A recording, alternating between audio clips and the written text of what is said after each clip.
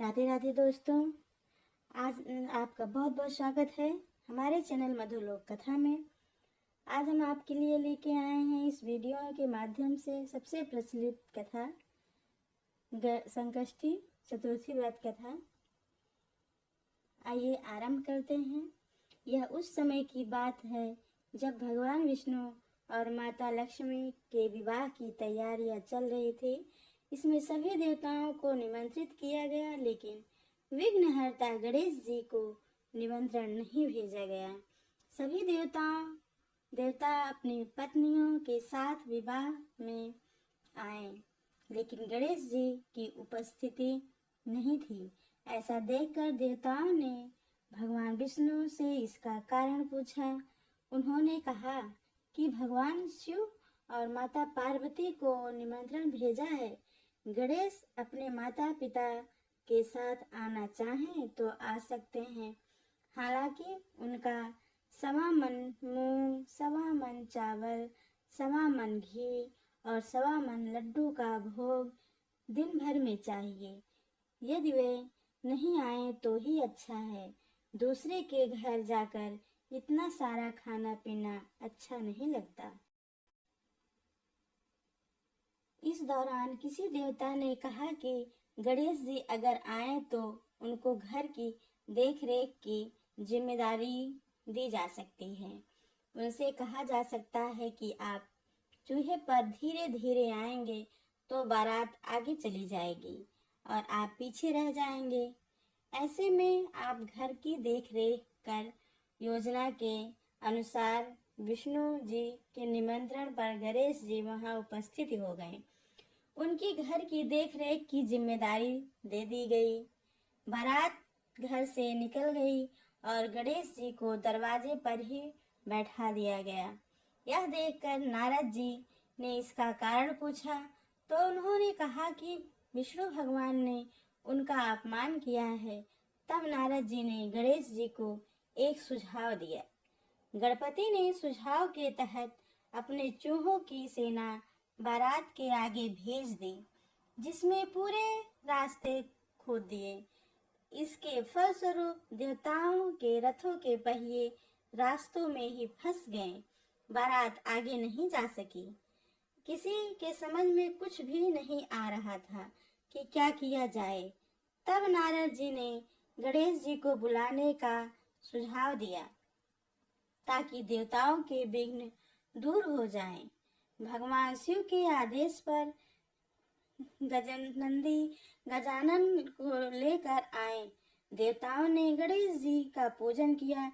तब जाकर रथों के पहिए निकल तो गए, लेकिन कई पहिए टूट गए। उस समय पास में ही एक लोहार काम कर रहा था। उसे बुलाया गया। उसे अपना काम शुरू करने से पहले गणेश जी का मन ही मन स्मरण किया और देखते ही देखते सभी रथों के पहिए ठीक कर दिए। उसने देवताओं से कहा कि लगता है आप सभी ने शुभ कार्य करने से पहले विघ्नहर्ता गणेश जी का पूजा नहीं की है, तभी ऐसा संकट आया है। अब आप सब गणेश जी की जय बोलकर आगे बढ़ जाइए, कोई समस्या नहीं आएगी। गणेश जी विघ्नहर्ता हैं, वह समस्याओं को हर लेते हैं। और गणेश जी की जय बोलकर बारात वहां से आगे बढ़ी। भगवान विष्णु और माँ लक्ष्मी का विवाह संपन्न हुआ और सभी प्रसन्नता पूर्वक घर लौटे। और मित्रों, तभी से यह संकष्टी चतुर्थी व्रत मनाई जाने लगी। इस दिन बहुत से लोग व्रत करते हैं और भगवान गणेश सभी भक्तों पर अपनी कृपा बनाए रखें, सभी का कल्याण करें। हर हर महादेव। सनातन धर्म में कोई भी शुभ कार्य आरंभ करने से पहले गणेश जी का पूजन अवश्य करना चाहिए। जय श्री कृष्ण। राधे राधे दोस्तों। आज आपका बहुत बहुत स्वागत है हमारे चैनल मधुलोक कथा में। आज हम आपके लिए लेके आए हैं इस वीडियो के माध्यम से सबसे प्रचलित कथा संकष्टी चतुर्थी व्रत कथा। आइए आरंभ करते हैं। यह उस समय की बात है जब भगवान विष्णु और माता लक्ष्मी के विवाह की तैयारियां चल रही थी। इसमें सभी देवताओं को निमंत्रित किया गया, लेकिन विघ्नहर्ता गणेश जी को निमंत्रण नहीं भेजा गया। सभी देवता अपनी पत्नियों के साथ विवाह में आए, लेकिन गणेश जी की उपस्थिति नहीं थी।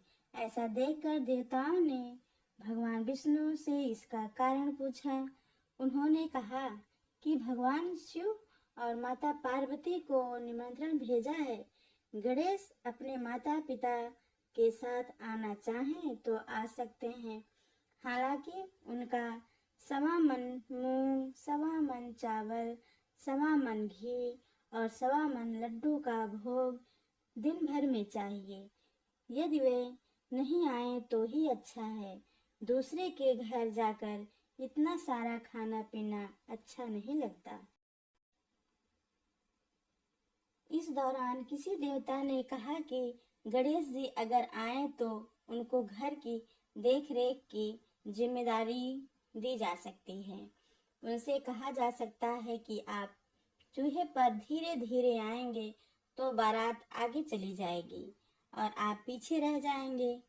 ऐसे में आप घर की देखरेख कर योजना के अनुसार विष्णु जी के निमंत्रण पर गणेश जी वहां उपस्थित हो गए। उनकी घर की देखरेख की जिम्मेदारी दे दी गई। बारात घर से निकल गई और गणेश जी को दरवाजे पर ही बैठा दिया गया। यह देखकर नारद जी ने इसका कारण पूछा तो उन्होंने कहा कि विष्णु भगवान ने उनका अपमान किया है। तब नारद जी ने गणेश जी को एक सुझाव दिया। गणपति ने सुझाव के तहत अपने चूहों की सेना बारात के आगे भेज दी, जिसमें पूरे रास्ते खोद दिए। इसके फलस्वरूप देवताओं के रथों के पहिए रास्तों में ही फंस गए। बारात आगे नहीं जा सकी। किसी के समझ में कुछ भी नहीं आ रहा था कि क्या किया जाए। तब नारद जी ने गणेश जी को बुलाने का सुझाव दिया ताकि देवताओं के विघ्न दूर हो जाएं। भगवान शिव के आदेश पर गजानन को लेकर आए। देवताओं ने गणेश जी का पूजन किया। तब जाकर रथों के पहिए निकल तो गए, लेकिन कई पहिए टूट गए। उस समय पास में ही एक लोहार काम कर रहा था। उसे बुलाया गया। उसे अपना काम शुरू करने से पहले गणेश जी का मन ही मन स्मरण किया और देखते ही देखते सभी रथों के पहिए ठीक कर दिए। उसने देवताओं से कहा कि लगता है आप सभी ने शुभ कार्य करने से पहले विघ्नहर्ता गणेश जी का पूजा नहीं की है, तभी ऐसा संकट आया है। अब आप सब गणेश जी की जय बोलकर आगे बढ़ जाइए, कोई समस्या नहीं आएगी। गणेश जी विघ्नहर्ता हैं, वह समस्याओं को हर लेते हैं। और गणेश जी की जय बोलकर बारात वहां से आगे बढ़ी। भगवान विष्णु और माँ लक्ष्मी का विवाह संपन्न हुआ और सभी प्रसन्नता पूर्वक घर लौटे। और मित्रों, तभी से यह संकष्टी चतुर्थी व्रत मनाई जाने लगी। इस दिन बहुत से लोग व्रत करते हैं और भगवान गणेश सभी भक्तों पर अपनी कृपा बनाए रखें, सभी का कल्याण करें। हर हर महादेव। सनातन धर्म में कोई भी शुभ कार्य आरंभ करने से पहले गणेश जी का पूजन अवश्य करना चाहिए। जय श्री कृष्ण। राधे राधे दोस्तों, आज आपका बहुत बहुत स्वागत है हमारे चैनल मधुलोक कथा में। आज हम आपके लिए लेके आए हैं इस वीडियो के माध्यम से सबसे प्रचलित कथा, संकष्टी चतुर्थी व्रत कथा। आइए आरंभ करते हैं। यह उस समय की बात है जब भगवान विष्णु और माता लक्ष्मी के विवाह की तैयारियां चल रही थी। इसमें सभी देवताओं को निमंत्रित किया गया, लेकिन विघ्नहर्ता गणेश जी को निमंत्रण नहीं भेजा गया। सभी देवता अपनी पत्नियों के साथ विवाह में आए, लेकिन गणेश जी की उपस्थिति नहीं थी। ऐसा देखकर देवताओं ने भगवान विष्णु से इसका कारण पूछा। उन्होंने कहा कि भगवान शिव और माता पार्वती को निमंत्रण भेजा है। गणेश अपने माता पिता के साथ आना चाहें तो आ सकते हैं। हालांकि उनका 1.25 मन मूंग, 1.25 मन चावल, 1.25 मन घी और 1.25 मन लड्डू का भोग दिन भर में चाहिए। यदि वे नहीं आए तो ही अच्छा है। दूसरे के घर जाकर इतना सारा खाना पीना अच्छा नहीं लगता। इस दौरान किसी देवता ने कहा कि गणेश जी अगर आए तो उनको घर की देख रेख की जिम्मेदारी दी जा सकती है। उनसे कहा जा सकता है कि आप चूहे पर धीरे धीरे आएंगे तो बारात आगे चली जाएगी और आप पीछे रह जाएंगे। ऐसे में आप घर की देख रेख कर योजना के अनुसार विष्णु जी के निमंत्रण पर गणेश जी वहां उपस्थित हो गए। उनकी घर की देखरेख की जिम्मेदारी दे दी गई। बारात घर से निकल गई और गणेश जी को दरवाजे पर ही बैठा दिया गया। यह देखकर नारद जी ने इसका कारण पूछा तो उन्होंने कहा कि विष्णु भगवान ने उनका अपमान किया है। तब नारद जी ने गणेश जी को एक सुझाव दिया। गणपति ने सुझाव के तहत अपने चूहों की सेना बारात के आगे भेज दी, जिसमें पूरे रास्ते खोद दिए। इसके फलस्वरूप देवताओं के रथों के पहिए रास्तों में ही फंस गए। बारात आगे नहीं जा सकी। किसी के समझ में कुछ भी नहीं आ रहा था कि क्या किया जाए। तब नारद जी ने गणेश जी को बुलाने का सुझाव दिया ताकि देवताओं के विघ्न दूर हो जाएं। भगवान शिव के आदेश पर गजानन को लेकर आए। देवताओं ने गणेश जी का पूजन किया। तब जाकर रथों के पहिए निकल तो गए, लेकिन कई पहिए टूट गए। उस समय पास में ही एक लोहार काम कर रहा था। उसे बुलाया गया। उसे अपना काम शुरू करने से पहले गणेश जी का मन ही मन स्मरण किया और देखते ही देखते सभी रथों के पहिए ठीक कर दिए। उसने देवताओं से कहा कि लगता है आप सभी ने शुभ कार्य करने से पहले विघ्नहर्ता गणेश जी का पूजा नहीं की है, तभी ऐसा संकट आया है।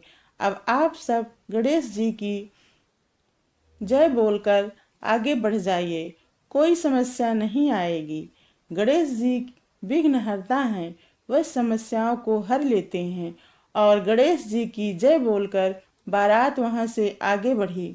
भगवान विष्णु और माँ लक्ष्मी का विवाह संपन्न हुआ और सभी प्रसन्नता पूर्वक घर लौटे। और मित्रों, तभी से यह संकष्टी चतुर्थी व्रत मनाई जाने लगी।